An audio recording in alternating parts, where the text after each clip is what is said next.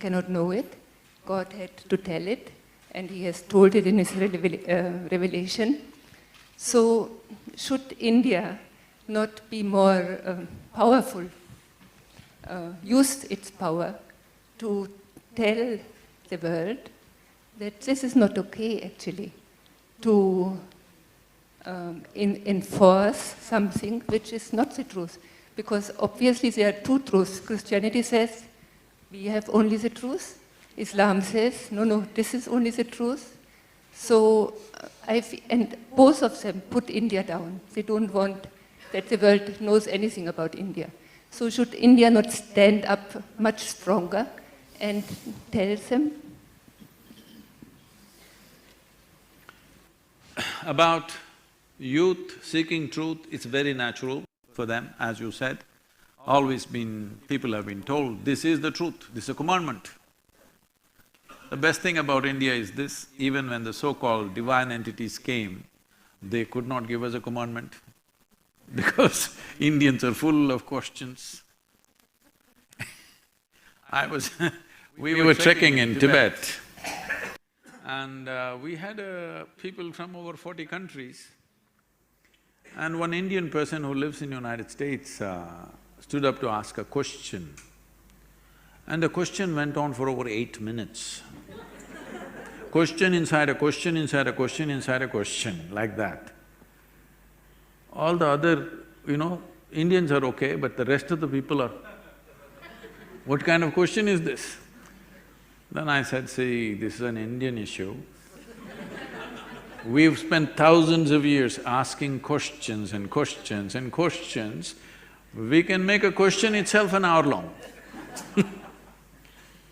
Then one Chinese lady who was traveling with us, she said, yes, Sadhguru, I worked in United Nations for 23 years. Only Indians ask questions, nobody else asks questions. You just see, Shiva came and he opened his mouth and his wife asked him 1,000,000 questions. Krishna, after many years of waiting, obviously he couldn't talk to Arjuna for a long time, obviously. He chose an extreme moment of war. There he tries to teach him something, the guy asks him hundreds of questions. So, as I said earlier, this has been a land of seeking. But rest of the world, or not really rest of the world, certain part of the world took to commandments. This is it. If you say this is not it, you're dead, that's all. It's a very effective method. Yes. See, there are two ways of handling a question. Either you answer the question or kill the questioner. If I answer your question, you'll come up with one more question. But if I take care of you, there is no more question. So they adopted this methodology. Anybody who asks a question is dead. So after some time, the whole society feared to ask questions. See, people are very proudly talking about secret schools in Europe and secret schools in Middle East. Why were schools secret? Because you would be dead otherwise. Hello? Why is a school, a place of learning, a secret? Because if you learn something that I don't approve, you're dead. That's why. There are no secret schools in India. All kinds of things were done. In the same generation, all kinds of things were done, most unthinkable things were done, but as long as people are in pursuit, other people said, okay, we don't like that, so they kept away and they pursued something else. But there never was persecution because we created a culture of seeking, not of believing. The moment you believe something, see, we must understand this. The moment we believe something, let's say I believe something and you believe something else, both of us are friends and everything is fine, but when it really comes to the crux, I will kill you. Because I believe this is it and you believe that's it. So there is no way out of that. So, we are still in that mode, but one tremendous thing that's happening in the world is, heavens are collapsing, If you… Yesterday I was with a group of nearly 9,000 people in Bangalore who were with me for 2-day program, and I just asked, how many of you believe you're going to heaven? only about 5 hands went up in 9,000, okay? So, are you hell candidates, I asked them. They said, no. Oh, we don't know. Oh, in the previous generation, if you'd asked this question, 80% of the hands would have gone up. So heavens are collapsing, which is a very good thing for seeking because heavens are collapsing means people… what heaven means is that there is a better place than this. This is a tragedy. This is the worst thing that human beings have been, trained to believe. The worst thing is there is a better place than this, so you can make a mess out of this and go there. You can make a hell out of yourself here and go to another heaven and live well forever, okay? What is there in heaven if you really look at it? Hindu heaven, food is very good. Really. In another heaven, there are those white-gowned ladies floating in the clouds. If you like that kind of ambience, you can go there. In another heaven, you will encounter virgin problems. If that's what you want, you can go there. But to go there, the basic quality is you must die. The qualification is you must be dead. And once you're dead, fortunately, we either burn you or bury you or cut you and feed you to the birds, depending on your culture.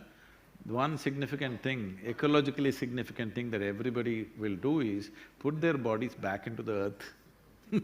Very good thing to do, except Elon Musk.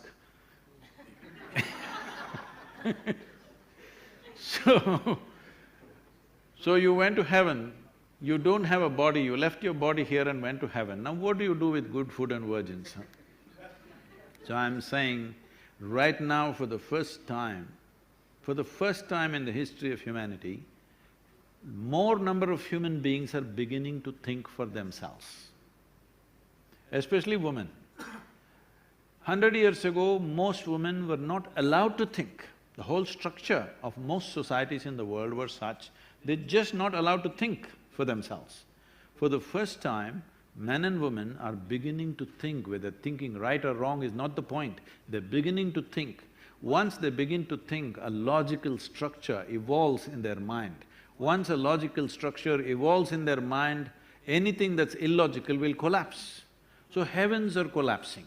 Because of this, you will see an enormous increase in consumption of alcohol and drug abuse. This is because there is no better place to go. Right here, you want to do everything.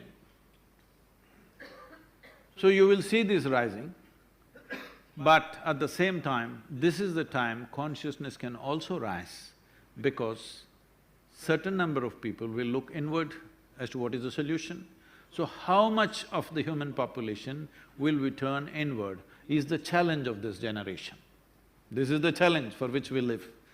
We must see maximum number of people turn inward rather than turning to chemicals. Today it is said 70% of US population is on prescription medication. Another 30% of course buys it off the back street. 38% of European population is on psychiatric medication.